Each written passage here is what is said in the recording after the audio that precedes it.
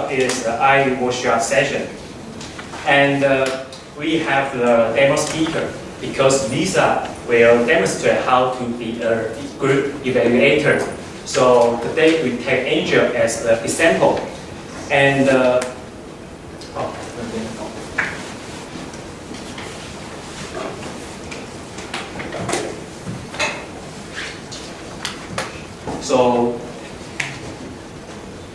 So when I asked Lisa, do you have any tips for maintaining friendship? She told me, I have friends in many corners of the world, and it could be hard to keep in touch. But with Facebook, WhatsApp, and Skype, there should be no excuse. I call my friend once in a while to stay in touch.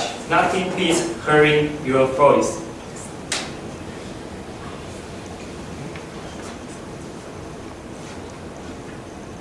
Okay, now I want to share my opinion. When I were inviting Lisa to be our workshop speaker, at that moment, I already know she is a good speaker. Why? At that moment, he already conduct a survey on what are our membership level. For example, how many C1 to C5 speakers in your club? How many C6 to C10 speakers in your club? And because this information will help her to prepare the workshop and information, I think if you want to be a good speaker, you have to understand what is your audience background. So now I think it's already. So let's welcome Lisa.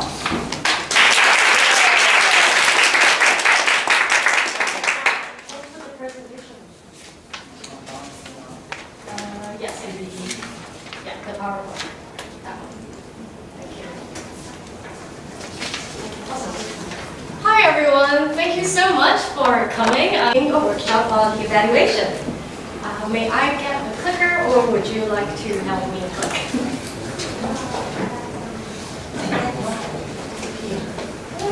Whichever works. Thank you.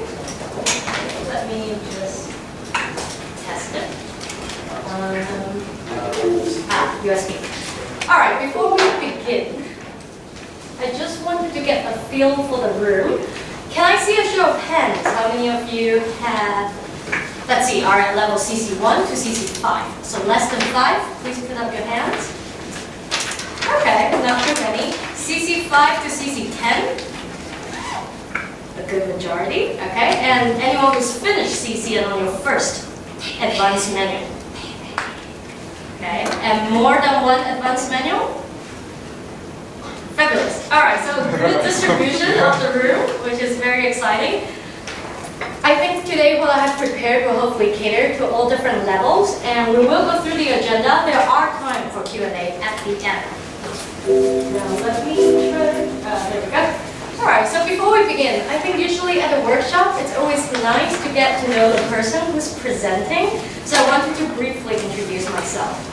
My name is Lisa. I was born in Tainan, so I am Taiwanese originally.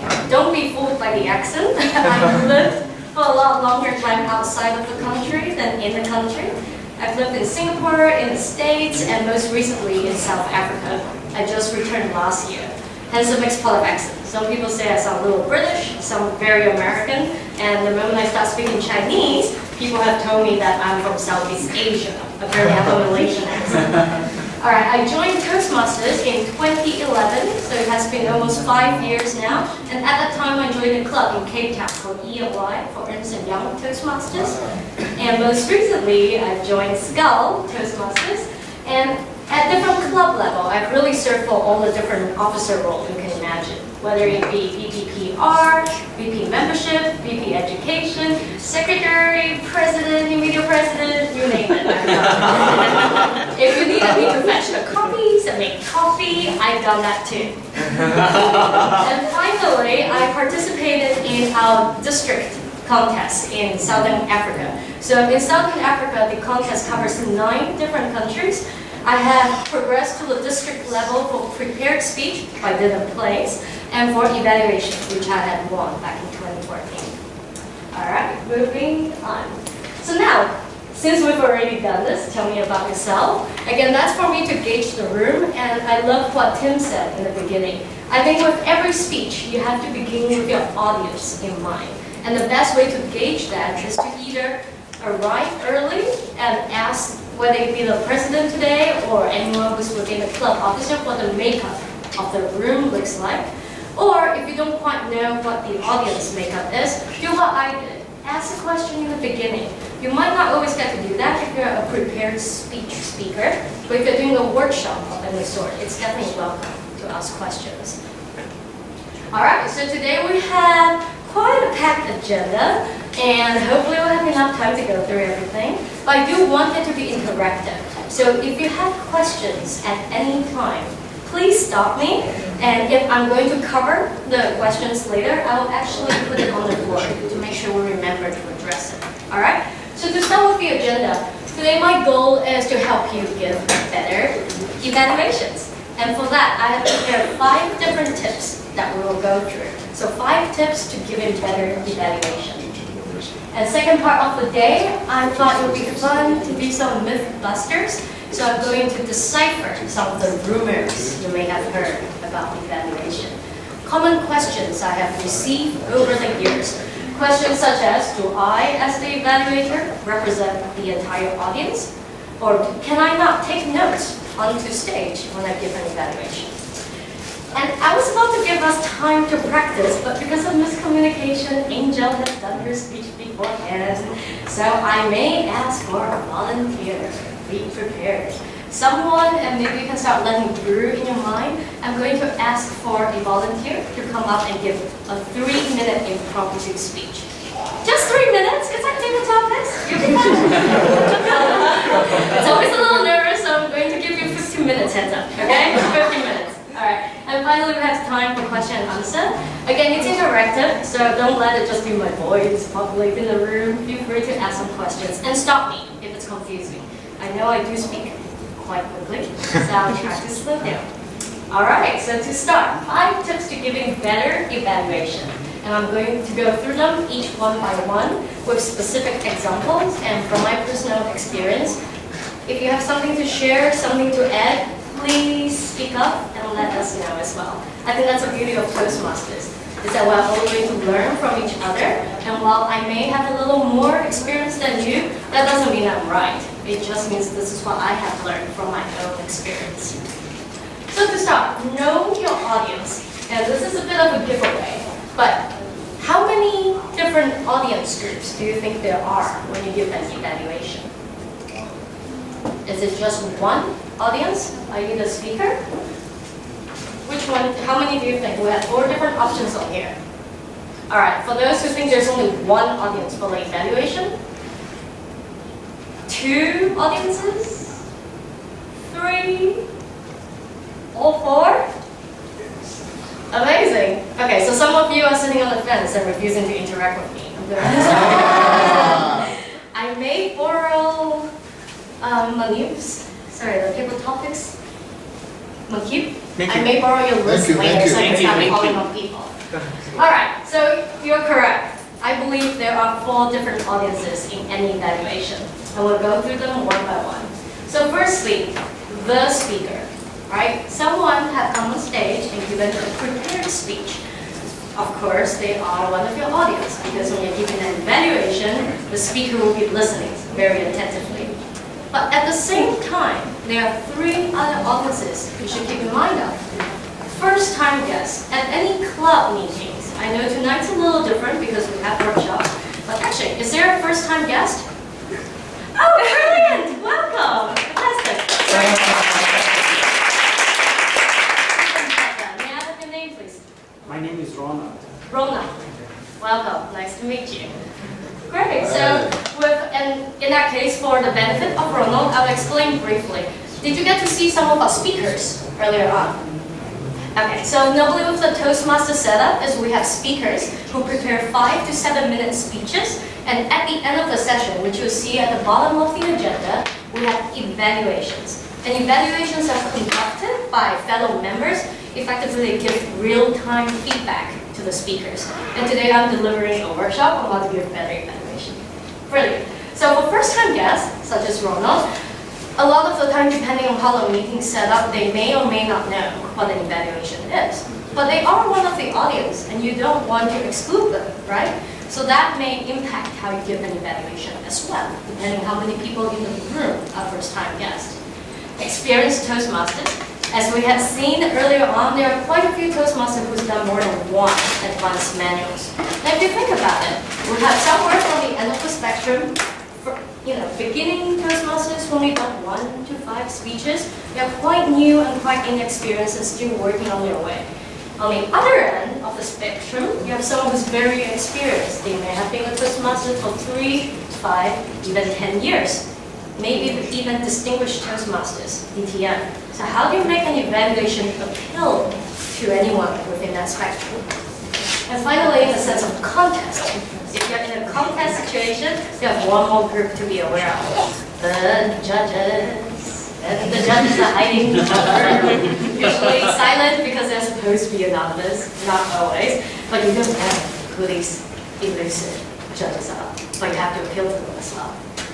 So linking into that, what's in it for me? Cute baby, not mine. Friend's baby. Not me either. That's clearly a mixed baby. I'm not mixed. But I love her. She's so cute. And she's always on my Facebook. So put a picture of Samara. So what's in it for me? Have anyone heard of the term WIIFM? What's in it for me? Great. So that's an advertising, marketing slang for you. When you're marketing or you're selling to somebody, you always want to have a value proposition. A value proposition is something of value for the listener or for your audience. And now I'm going to go through each of the 4 groups we have identified. So to start with the speaker, for example with Angel, she had just given a prepared speech. 2 main things on her mind. 1, what did I do really well? I would like to know why I did well. It's validation, it's confirmation of what I prepared. But also, what can I do to be better? How can I improve my public speaking? How can I give better speeches for the next time? So now, for first-time guests, normally there's a few different reasons why people come to Toastmasters. And just to get a feel of the room, how many of you joined Toastmasters to improve your English? Quite a few. How many people joined Toastmasters to overcome your fear for public speaking? Quite a few. How many people join Toastmasters for friends, to socialize and meet new people? Quite a few. How many for dating? Okay, we'll stop. Honest Tim. Tim can be my friend, he's honest. Yes. So for first-time guests, there's a few different reasons, right, as we have seen in the room. So for them, if you appeal to any of that, social, you're already in a group. But for evaluation, hopefully they can take something away to either 1, improve their English, or 2, help them overcome their fear. For experienced Toastmasters, now you see what I've marked in red are things that's repeated. How can I improve? That's the same question the prepared speaker asks. How can I improve and how can I be a better speaker, right? So if you address that point, you should be able to address the need for both the prepared speaker as well as the experienced Toastmasters within the audience. Now, can I learn new techniques? This is slightly more advanced and will become more and more challenging depending on the group. If you think about it, a distinguished Toastmaster, DTM, the ultimate recognition you can get in the Toastmasters program. They've usually been a Toastmaster for 3, 5, 10 years. It would be quite challenging to help them learn something new. But then there's always something new to learn, which is why they come to Toastmasters and continue to come, right? Now, finally, the contest judges. And contest judges are slightly different. The goal of the judge at the contest is to mark or to give scores to the evaluation contestants. In which case, the first thing they care about is, did the evaluation meet judging criteria?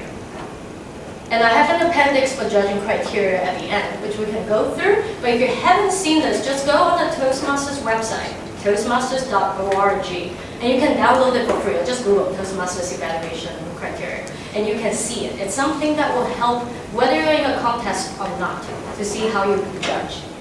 And finally, can I learn new techniques? Note how that's overlapped with the experienced Toastmasters, right? Because as you know, in Toastmasters, there's no paid person, there's no teacher, there's no professor. Even the judges are volunteers. And a lot of the time they're more experienced, which is why they become judges. So when you address what's in it for me, for the 4 different audience in your evaluation, you have accomplished the purpose for the day. So now that's all great and good. Is anyone feeling a little scared about having to address 4 different groups at the same time in 3 minutes? Everyone's really great. I know I was. I know I was really scared, especially for my first evaluation contest. I was like, sure, okay, BTM in the audience, and I have to impress them. This is going to be tough. So, remembering the end goal in mind, it really helps. Have you seen the mission statement for Toastmasters International? How many people seen it? I love it! Always! So this is what I love, right? We've been Toastmasters for years, and at the same time, never gone to a website. So I had to dig this up. If you wanted me to memorize it, I can't. That's why it's on the slide. But for Toastmasters International, there's only one simple mission. We empower individuals to become more effective communicators and leaders. Communicator. Obviously, if you prepare speeches or table topics, you're communicating with an audience.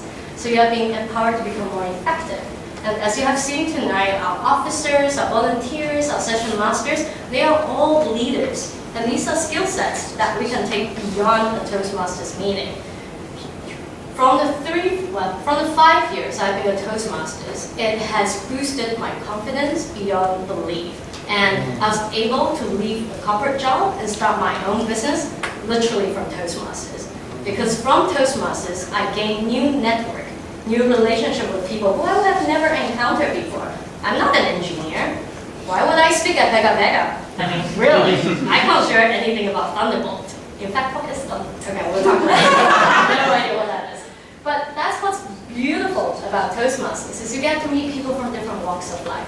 Now that's at a very high level, Toastmasters International visions. But now if you bring back to the ground, bring back to what we experience in a club setting, you realize that we provide a supportive and positive learning experience, but at the same time we're empowering members in greater self-confidence and personal growth. And I think this is something that's very important and sometimes overlooked. The longer you spend in Toastmasters, it's easy to forget how scared someone can be the very first time they come to a Toastmasters meeting. How shaky they can be on stage, how even meeting new people can be a frightening experience. But that's at the core of what we do at all the different Toastmasters Club. And that's really something to remember. It's about each person who walked through that door as a first-time guest and helping them build up their confidence and helping to empower them. Not to be better communicator, not to be better leader, that's what Toastmasters International does, but for self-confidence and for personal growth. So when you keep this in mind, I think no matter what you do in your evaluation, you'll be helping that speaker on stage. Someone who could be so petrified when they first joined Toastmasters, but by the time they've done their CC1, they've given that vulnerability where it's the icebreaker to talk about themselves, to share a piece of who they are with perhaps a room full of strangers. Now that's powerful when you think about it that way. For someone who might be really scared, who might not be fluent in English at all, who might have never stood on stage to speak to an audience beside their family plus their dog, to come on stage and tell you about who they are, that's a big step. That's a really big step. So just remember all of that when you're giving an evaluation. Be gentle and be sensitive about their need. And while you want to give constructive feedback to help them become better speakers, remember to hold them in care because they are trusting you to evaluate them. So I think this is a big one for me, to keep the end goal in mind before we talk about techniques, before we talk about evaluations, before we talk about what we can do as an evaluator. is to keep the speaker in mind. Alright, so moving into organizing your speech, right? I think with any table topics, prepared speeches, evaluation, they are all speeches. It's just a matter of different length. So you start with table topics, 1 to 2 minutes, pretty short, pretty concise. Evaluation, 2 to 3 minutes, just 1 minute extra, but it can feel like a lifetime for some people. To prepare speeches, 5 to 7 minutes, or the advanced speeches can go up to half an hour. And to keynotes and workshops, which will last forever long. There are different ways, but fundamentally the basics apply. Organize with an introduction, with a body of material, which are supported by ideas or points, and finally your conclusion or summary. Similar to what I have done here today, I knew I was doing a workshop that's lasting longer than 1 minute, 3 minutes, 7 minutes, probably 30 minutes.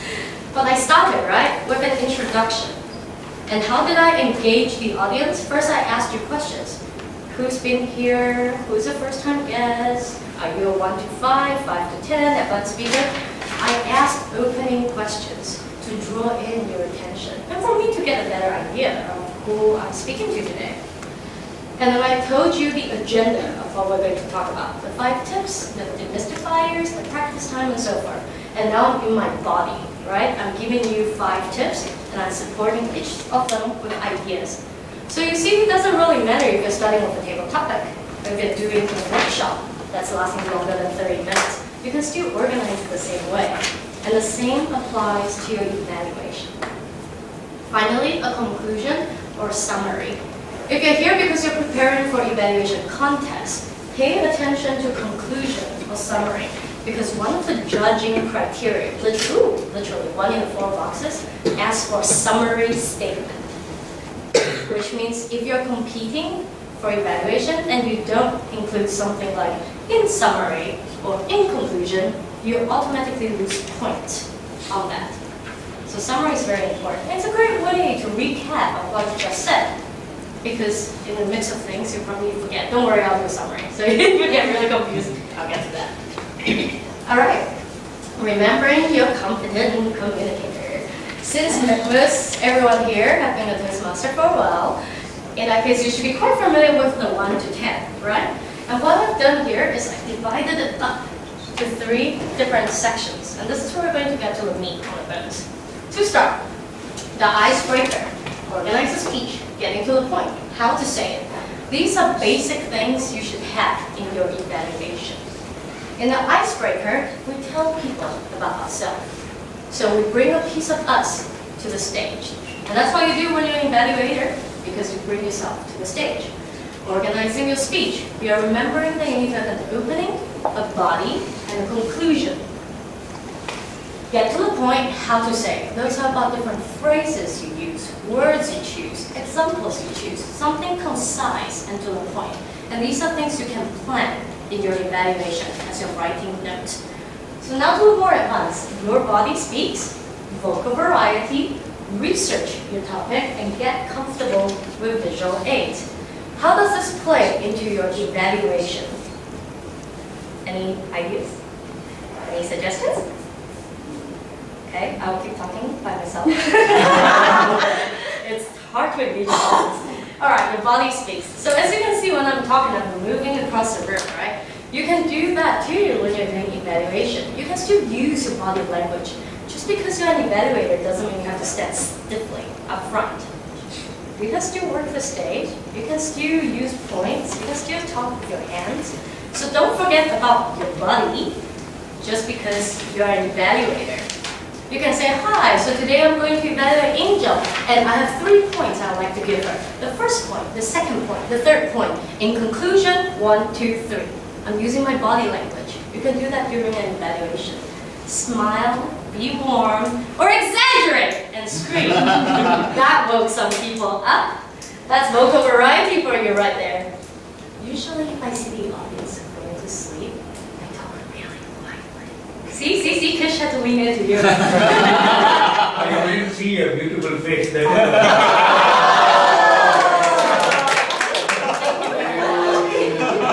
Kish is from Scout too, so we go back.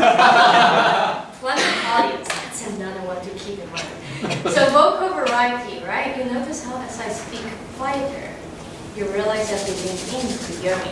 If I speak louder, you've woken up. Maybe because you're falling asleep, or because you're really bored, or because you had a really long day at work. There's different reasons why audience react to you in different ways, and you can't possibly know that.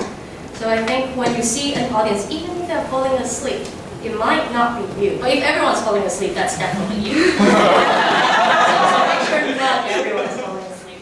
Now about researching your topic. I think research a topic can apply in an evaluation as well. How? Your topic is your speaker, correct?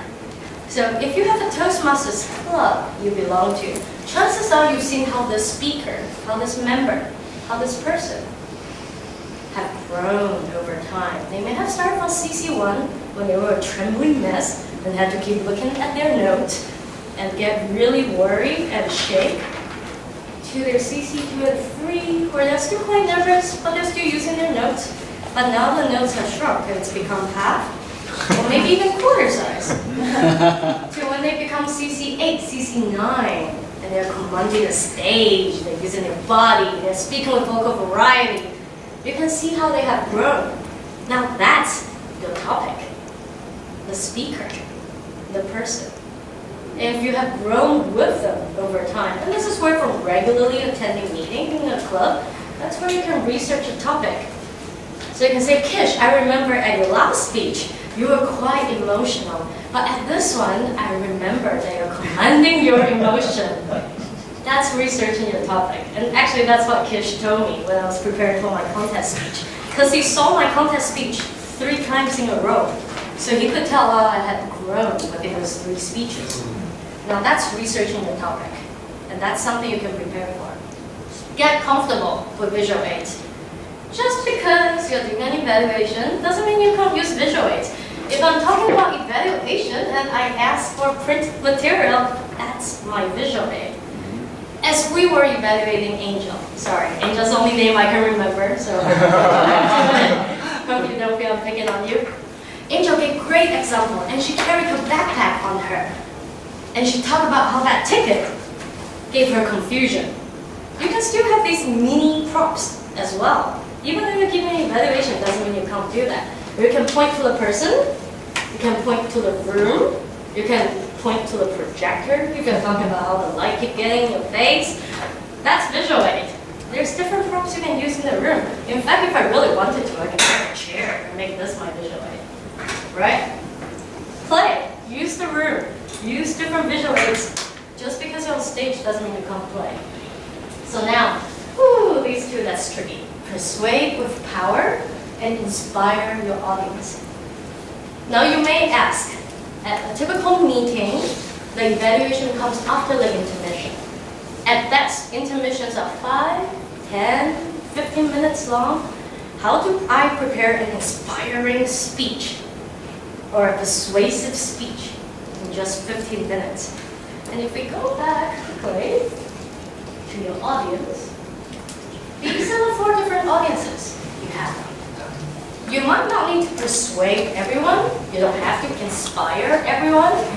I would suggest as a beginner or one of the earlier starts for evaluation, just pick one of them that you'd like to persuade today. Perhaps my persuasion today is I'd like to persuade a first-time guest to join Toastmasters. In that case, in my evaluation, I just need to persuade one person. And that's a success already, right? So what can I do in 15 minutes? Preparing. I can note what Angel has done really, really well and give her a very supportive evaluation because I know those first-time guests in a room, they might be really scared about speaking on stage. They might want to improve their English. And if I give Angel something that's really supportive, maybe, just maybe, one of the first-time guests will feel, wow, this club is really supportive. Even though I'm scared speaking in front of an audience, if that's the worst I'm going to get, which is a smile and support, I can feel comfortable joining this club. Now you've persuaded one person to join the club. That's persuasive. If I wanted to inspire the speaker so that she can improve or he can improve for the next speech, Again, in my evaluation, my focus is on the speaker, right? I'll focus on the speaker. So let's say Sherry gave a speech today, and I said, Sherry, I love your speech. Compared to the last time, or even if I haven't seen her speak before, I can say, I've never seen someone who has so much authenticity on stage. You had a warm smile throughout your entire speech, and that really made me feel connected with you. I'm not saying to lie, no, something that really touched your heart. And maybe just a comment like that will inspire Sherry to make her next speech before 2, 3, 4, 5 months have passed. We all know how busy life gets. And I mean, what brings you back to Toastmasters week after week, right? It's probably because you learned something, or because you like the people. And part of being liking the people is to be supportive. Fast forwarding there. Again, if I'm speaking too fast, please let me know. So that's where I think persuade with power and inspire your audience can come in.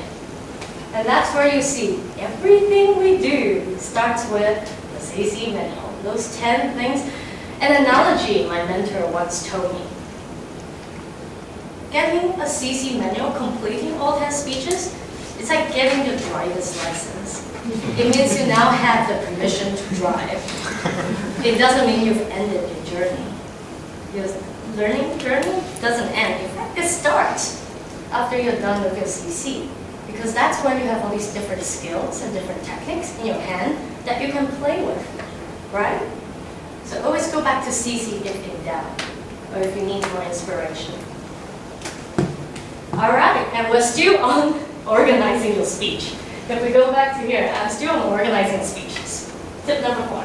So first we had about intro, body, conclusion. We had about remembering the CC10s, and now an evaluation sandwich. Has anyone heard of the sandwich method? I'm getting hungry. Eat some fruit. Alright, so I chose a very healthy looking sandwich because that's why evaluation should be. You know, you should have your bread, okay, croissant's not that healthy, but it's delicious. And we got the apple and the tomato. But effectively, there's 3 different layers to a sandwich, right? 2 bread and fillings on the inside. You can allude, and this is great for feedback. It's not just for evaluation, but for feedback as well. To start with strengths, you have noted. To follow with areas for improvement, so a good, a negative / constructive, and finally finishing again with something positive. A common method I use with my mother. You all know how mothers can be, especially Asian mothers. Oh my God. That's another long story. So with my mom, if she gets nitpicking on, let's see, for example, today, I wasn't wearing leggings at first because I was feeling quite warm. I mean, it's sunny, it's blue sky. She said, but you're giving a workshop. You should look formal. Wear leggings. So my feedback from my mother was, Mom, I know you care deeply about me, but the weather is really nice out and I'm not cold, and maybe you should walk outside so you can feel the sunny warmth. But yes, I do love you, so I'll put on those leggings. Notice the sandwich method. So firstly, I gave her something positive, right? I told her how much I know she cares about me. I gave her something a little negative or constructive, which is get out of the house and you can feel how nice the weather is. But then I butter her up with saying, I love you, and I'm going to wear my leggings. You can use this feedback for anything. Maybe a husband or a wife, a boyfriend or a girlfriend, an internet cyber friend, evaluation. Use the sandwich method. And this is quite basic. I think you can use this in any feedback format, not just for evaluation. All right, tip number 5, practice, practice, practice. Has anyone read Malcolm Gladwell's book, 10,000 Hours? I don't think that's a title, but it talks about 10,000 hours. Yes, you have. Yeah. So Malcolm Gladwell is an American author who is well published at the New York Times, and he talks about the power of the 10,000 hours. Now, this question I think everyone will answer yes. Has anyone learned a musical instrument when they're young? Come on, Asians. Yeah. Okay. Every Asian I know abroad has a piano, a violin, some sort of musical instrument. And as you know, our parents force us to practice, right? Since we're like 2 years old, they put you in front of a piano and say, play. And we're like, 2-year-old, play. 10,000 hours, that's what they're aiming for. By the time we got 5, we played probably 30,000, which is what you play the Beethoven, no problem. practice is key. And with evaluation, just as with speeches, just with riding a bicycle, you can practice.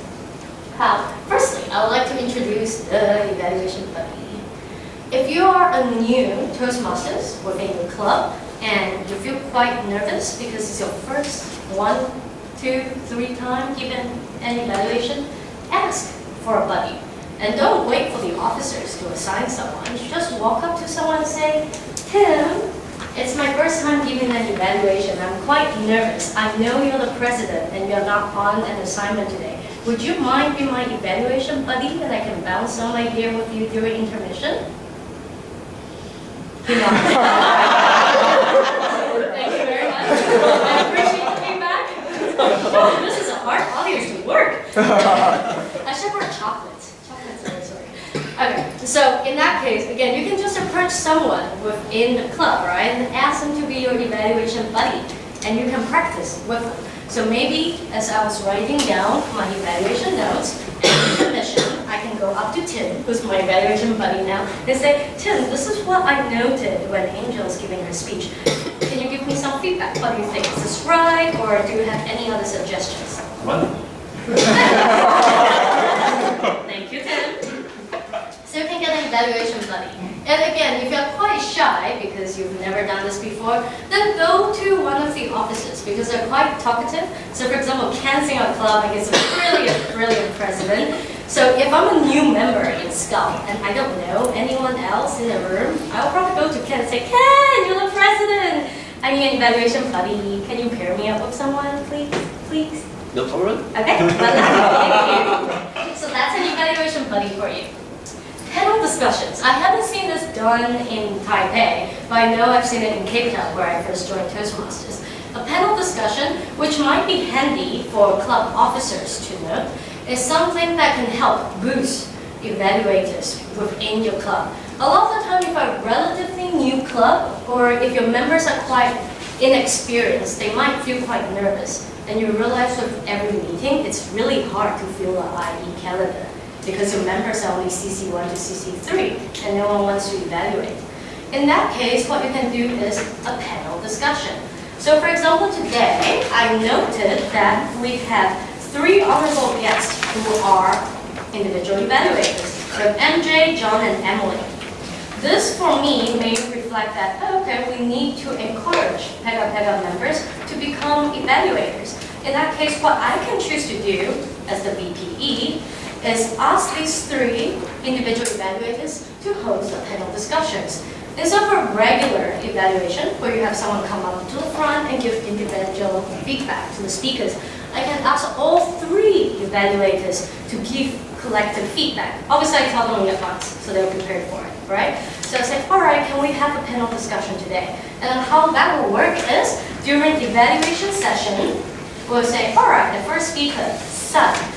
Panel evaluators, can you please give Sun some feedback? And then the evaluators can take turns and say what they think Sun did great, ways to improve, and as well as completing with something they loved about it. Remember the sandwich, right? Good, constructive, good. And that's where you can get the expertise from other clubs and learn from it. And once you have experienced evaluators give panel feedback, that's when I think the younger members in the club will feel a little more comfortable giving evaluation because they've seen how it's done. Or maybe turn that on its head and put 3 inexperienced evaluators together into a panel and say, look, I know you haven't done an evaluation before, but we're going to have an evaluation buddy sit in your table, and we'll have Judy, who's at her CC2, we'll have Ashley, who's at her CC3, and we'll have Tim, who's at CC6. So now Judy and Ashley will feel a little less intimidated because they know there's Tim. And Tim can help during intermission guide a discussion group about, oh, what do you think of the speeches? What did you like about it? What are ways you think they can improve? And then remember when we do panel discussion, for everyone to share. So that's something that will be effective from a club growth perspective as well. And finally, Lisa's evaluation template. I couldn't think of a better name, so I just came up with that. If you have a printed copy, does anyone not have one? Anyone not have one? Everyone has a copy? Okay, we'll go through it very briefly. So this is something I actually learned, again, from my mentor. And he had a slight different addition to it, so I edited and updated. I think, if anything, it's useful to have tools, right? And chances are, in all your phones, you probably have at least 10 different apps. And the apps help you do different things. Uber help you call a car, calculator help you do math, well, Lisa's evaluation template will help you do evaluation. You can think later. And with the evaluation template, what I did, this is just a mental way for me to keep notes really organized when I evaluate the speaker. Now if you look at the beginning, it says speaker's name, speech title, and the project or the objectives. Now in some clubs, they do print it at the back for you. For example, Angel was CC6, project number 6, and vocal variety, and their objectives are use volume, pauses, vocal variety. So you can see these things on the agenda. If you don't see them, and you are evaluated, chances are the speaker will have given you their CC manual. So you can fill this in yourself, and you can do this while in the beginning of the meeting, as the R counter and the timer are introducing themselves, you can just quickly fill this in so that you can look at it.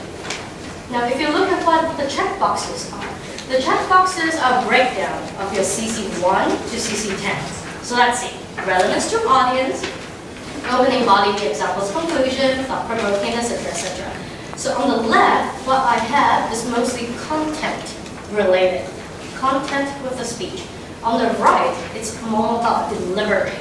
Does the speaker have eye contact? Are they smiling? Are they using facial expressions? Are they using pauses? Is there any movement? How's their stance? So delivery on the right, content on the left. Again, this works for me. Feel free to edit it however you want and make whatever works better for you.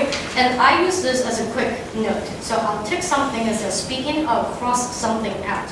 And for me, a tick means, oh, this is something they did great. They were smiling, they were warm, but maybe they need a better eye contact. Or I feel like it wasn't as relevant to audience. So while I'm listening to the speech, I just tick and cross, right? And then here, you'll notice the sandwich method. So we start with what I loved about your speech. So these are things that you have noted that's wonderful, or things that you found really effective. 1, 2, 3, again, just put notes, doesn't mean you have to include all 3 of them. Recommendations for improvement. Now this is where I like to get specific. I think we have all seen evaluators who say you should use more eye contact. Okay, great, how? Like there's a reason why I wasn't doing it in the first place, right? Really need help. So with specific examples, if I'm talking about eye contact, and let's say it's a speaker who's doing their CC1. So they're quite nervous. They're staring at their notes the entire speech. So one of my feedback might be, well, Lisa, you did a great speech. Thank you for sharing more about yourself. And I can see you're quite nervous because there's no eye contact. You just look down at your notes. A way to improve with your eye contact may be using a fan method. Choose one point of the room to start, and in your notes, actually write the word look up. So, look up, hi. Look up, hi. So you can use this as a specific feedback, right? Doesn't that sound a little more effective than just saying, Lisa, please use more eye contact? Yes. Or another one, which I love, vocal variety. We always hear this. This speech is about vocal variety. Use more of it. How? There's a reason why I'm not using it in the first place, right? So to be specific, remember when you're talking about riding that roller coasters? Get excited and actually speak louder. You're riding the roller coaster. Or remember when you're talking about skydiving and you got really scared? Make your voice quieter and show how scared you are. Maybe add a little trembling to it, like, oh my God! That's vocal variety, and that's specific. So get specific with your recommendation for improvement. Don't just write eye contact, tell them how.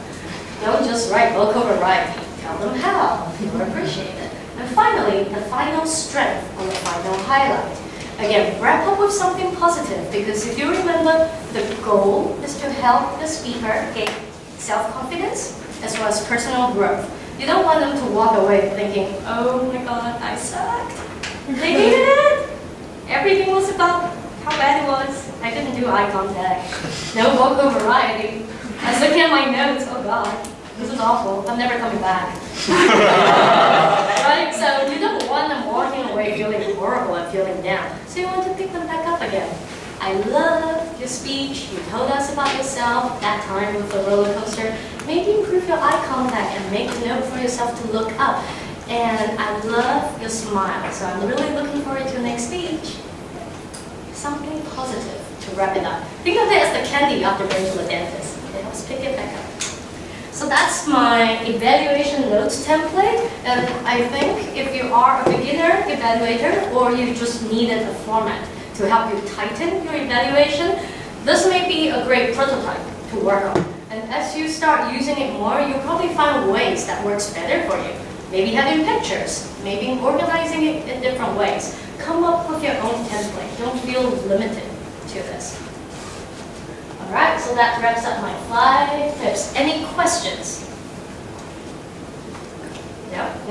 Okay, this is good, Just checking time. Let's see, how am I doing in time? Timer. Sorry. It's already over time. It's already over. Oh, shit. Okay. In that case, all right. Well, in that case, I'm glad we didn't have the demo speaker. Yes? Could you describe how you arrange the time for introduction, body, and the conclusion? Sure. Evaluation, 2 to 3 minutes, right? So I think the body is always going to be the meat of any evaluation. So your introduction, maybe 30 seconds, just really quick. And then the actual evaluation, I would say a minute to a minute and a half. So that's half a minute for intro, minute and a half, that's already 2 minutes. And then half a minute for conclusion. So you have 2.5 minutes. Okay, so the body means The body means the actual the feedback. negative and both the positive negative, and the the negative. positive and negative. Yeah. Okay, thank you. Of course. All right, in that case, since we're over time, does anyone want to hear about Mythbusters, or should I save this for next time? Sorry, I should have asked the timer to give me notes. It's fantastic, so I guess. Thank you. Okay, group consensus, Mythbuster, yay or nay? Yay. Yay? Okay, in that case, I'm not going to go through it because we're running out of time. If any of you have any questions about it, feel free to talk to me afterwards. Sorry for going over time. And finally, since we didn't get to practice as well, again, I would suggest always printing different notes. And even when you're not an evaluator, at the meeting, practice. Actually write down evaluation. For example, today we have 3 speakers. Even if you're not an IE, work on it and actually practice giving evaluation. When the IE does come on stage, you can look back and say, oh good, they said eye contact, I said eye contact. They said vocal variety, I said vocal variety. Ooh, I haven't thought about stage use, but they talk about stage use. Okay, something to note myself. So print out notes, and you don't have to evaluate every speaker overnight. Even if you just do 1 or 2, that's already 1 or 2 practice you haven't done before. Recap, 5 tips, know your audience, what's in it for me, keep end goal in mind, organize your speech, and practice, practice, practice. And finally, to close, I'll leave you with Smedley's quote.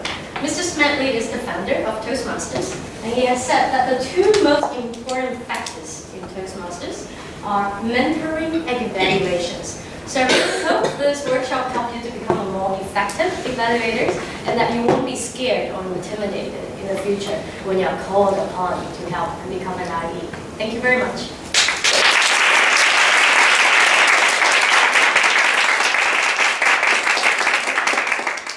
Thank you, Lisa. I think it's very useful workshop. And as we know, Pekka